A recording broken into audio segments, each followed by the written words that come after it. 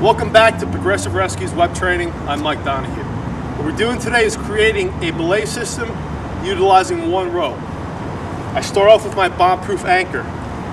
I pre-tied a figure 8 in a line that I pre-measured. I'm now going to take the rope, wrap it around the anchor, come back through and create a figure 8 follow-through, which will then end up with a solid loop around my anchor.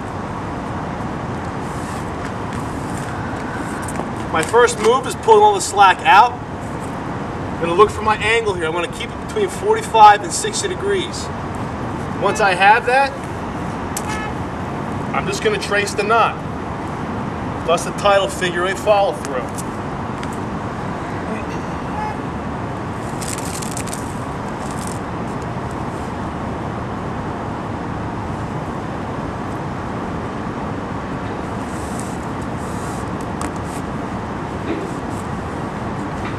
Once complete, I'm going to dress the knot, set it. Always put your safety on it. Overhand, barrel knot, whichever you choose. I'm going to put a double barrel.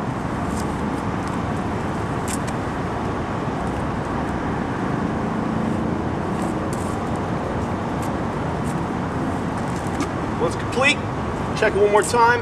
You're done. Move down the line now. My destination point is going to be the top of the parking deck. I'll come down about halfway. What I need to do now is make a connection point for my beaner where my belay is going to be placed. I'm going to use a directional 8. An easy trick behind this is you should take a bite in the rope. The piece of rope that's laying on top, as you can see, it moves to the left. That's the direction the knot is going to go. To tie it, you tie opposite. So I come underneath, back through. I have 1, 2, 3 pieces of rope coming out of the loop of the knot. That tells me it's correct. It's facing in the right direction. I'm ready to go. I take a beaner, put my beaner on, let it be. Our choice of belay today is going to be tandem Prusiks. As you can see, they're 2 different sizes. I'll initially start tying the longer one. Triple wrapped. 3 times. 1, 2, 3. I'm going to pull my slack out and then just align all these wraps so they're parallel. It's important to do that for this simple reason. When a load is applied to this knot, there's a torsional load that gets applied to the wraps. That's what creates the gripping power. If these wraps are overlapping each other, the power of your knot is going to be subtracted from. It's going to get weaker. You don't want that. Do it once, do it right. Sometimes the barrel knot will end up right where you want to make your connection point on the beaner. Simple solution to that is the 2 inner loops, turn them opposite each other. One to you, one away from you. That will move that barrel knot up the rope and get it out of your way.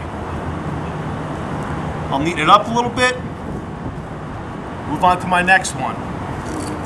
Same exact moves. 2,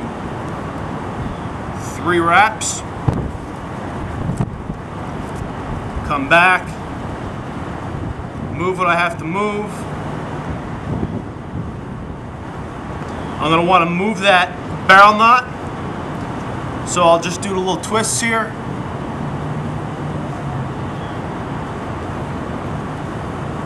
And we're ready to go. I'll bring them back up to my beaner now. Connect 1. Bring the second one up.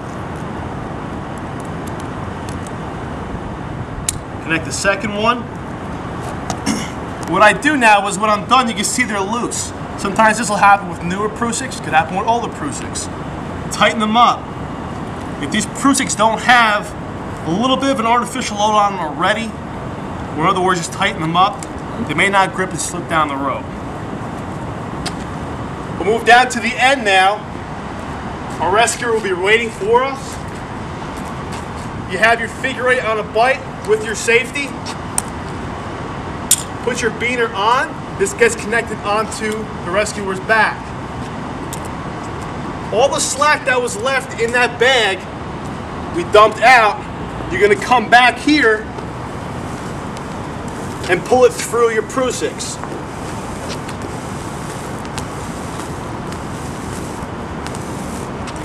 I'm not going to put all of it because there's 200 feet down there. You get the principle. It all gets pulled out to here, to the point where there's no slack left up by the rescuer. One last time before the rescuer goes over, I'll come back, make sure that these have a little bit of a load or they're tight. Now if the rescuer goes over, something happens to the main line, these Prusix will lock up, catch the rescuer, no harm has been done. There you have it, a simple way to create a belay system using one rope, minimal hardware. Thank you.